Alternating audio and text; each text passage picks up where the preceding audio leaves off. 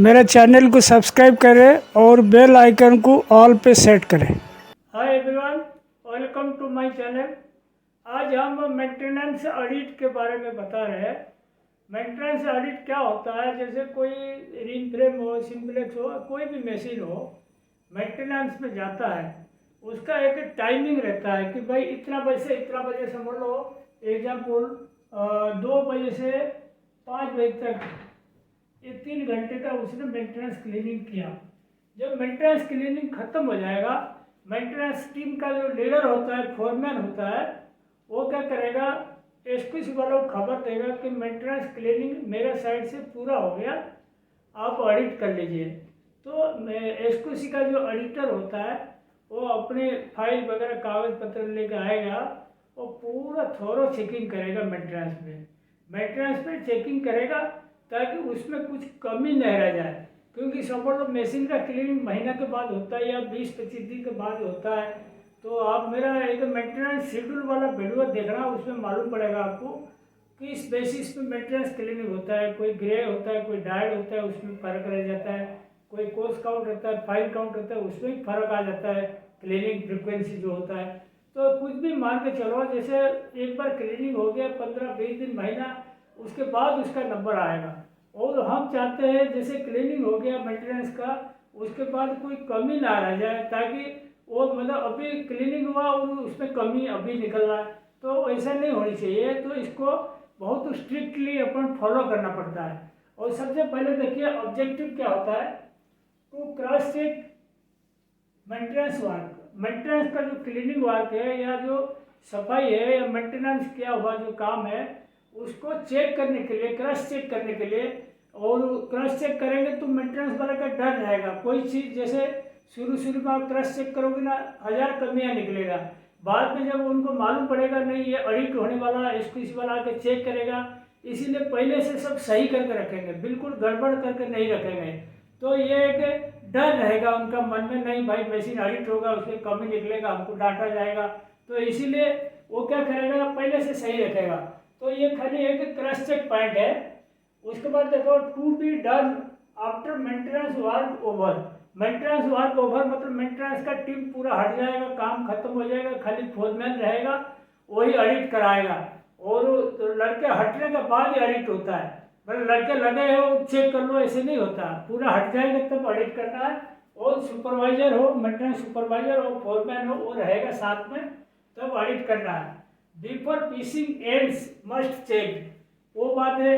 जैसे ऑडिट होगा उससे पहले धागा नहीं लगाना, धागा तब लगा जाएगा जब ऑडिट ओके हो जाए, उसे पहले धागा नहीं लगाना, फिशिंग से पहले ही करने का। If system adopted there should not any abnormality।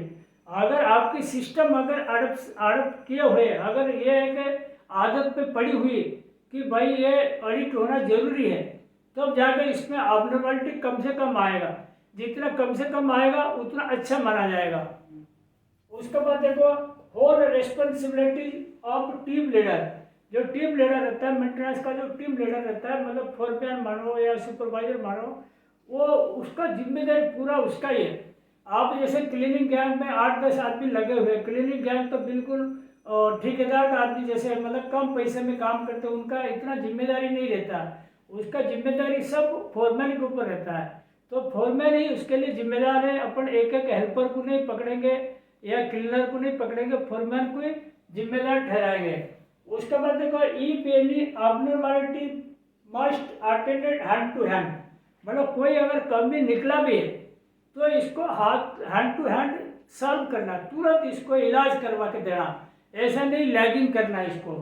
उसके बाद देखो, one strict SQC investigator will check and get sign off maintenance production HOD. वो एक एसक्यूसी का जो दबंग इन्वेस्टिगेटर है, मतलब बहुत मतलब डिसिप्लिन मतलब स्किल्ड वाला आदमी होगा, वही चेक करेगा। वो चेक करके रिपोर्ट देगा। और वो चेक जो करेगा, कौन से पॉइंट चेक करेगा, देखो, all points of idle spindle. Idle spindle को जो जो पॉइंट अफेक्ट करता है सब चीज़ चेक करेगा, चाहे स्पिंडल टेप हो और वो अप्रोन हो, कार्ड्स हो, जो भी है, मतलब रोबिंग गाइड हो, कुछ भी पॉइंट है आइडल स्पिंडल का सब चेक करेगा वो। रिंग ट्रेवलर भी हो, कुछ भी होगा, आइडल स्पिंडल का ऑल पॉइंट चेक करेगा। डैमेज बॉटम अपर, ये भी बहुत इंपॉर्टेंट चीज़ है। डैमेज बॉटम अपर इसीलिए चेक करेगा, समझ लो अपर के अंदर कहीं खड्डा है, कहीं छेद है, या कहीं क्रैक है, या कहीं लाइनिंग है, तो वो क्या आईपीआई बढ़ाने में बहुत मदद करता है। इसीलिए अपर तो है लेकिन खराब वाला है, तो ऐसे अपर को क्या करेगा, इन्वेस्टिगेटर काट देगा सीधा, ये काट दीजिए नया डालिए, तो नया डाल के देगा। क्लीनिंग के टाइम में क्या रोल खुल के अप्रोन घुसा सकते हो, बाद में नहीं घुसता। तो बॉटम अप्रोन अगर डैमेज होगा इसको चेक करके हटा देगा, छेद होगा ये होगा तो। और डैमेज कार्ड्स भी अगर कटा हुआ होगा, प्रेस वाला होगा, वो भी हटा देगा। और डैमेज टॉप अप्रोन कभी कभी देखो चलता रहता है, एक साइड से कट जाता है, या एक लाइन जैसा रोबिंग चलते चलते लाइन जैसा हो जाता है, बीच में खड्डा जैसा हो जाता है, तो वो भी आईपीआई बढ़ाने में मदद करेगा।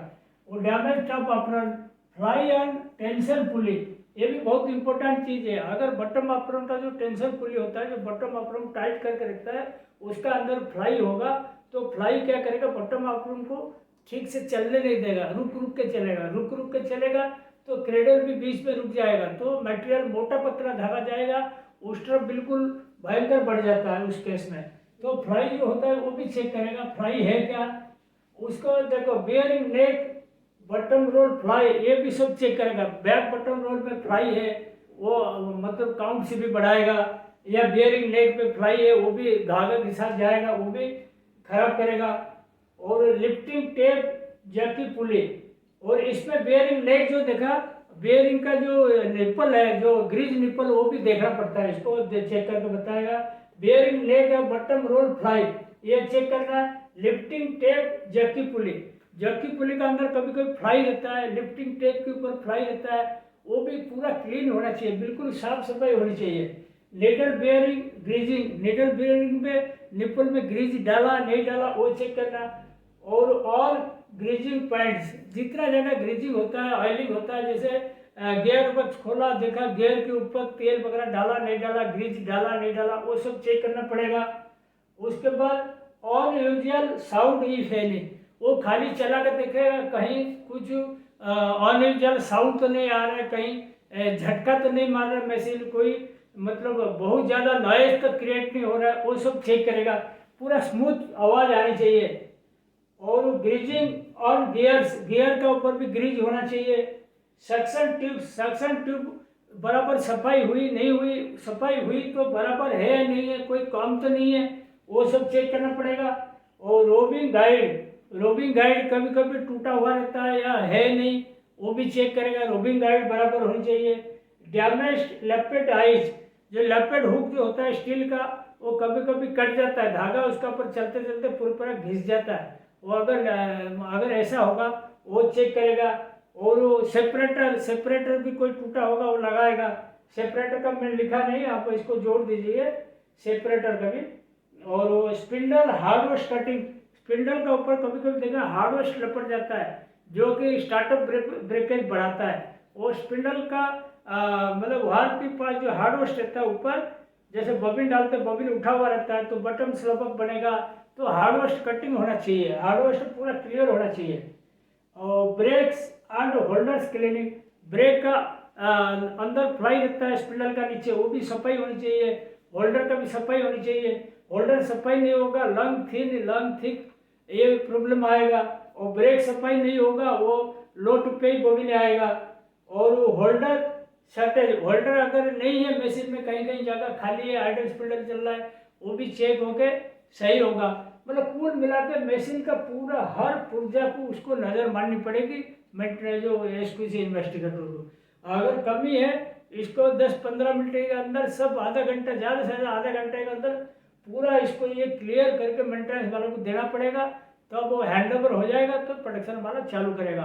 तो मेंटेनेंस ऑडिट बहुत इंपॉर्टेंट चीज़ है, जिस बिल में बराबर ऑडिट करता है वो मशीन का मेंटेनेंस बढ़िया रखता है, उसमें मशीन का स्पीड भी अच्छा ले सकता है और क्वालिटी भी अच्छा ले सकता है, प्रोडक्टिविटी बढ़ेगा।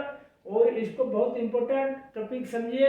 और आज टॉपिक में यहीं पे समाप्त करता हूँ। Thank you.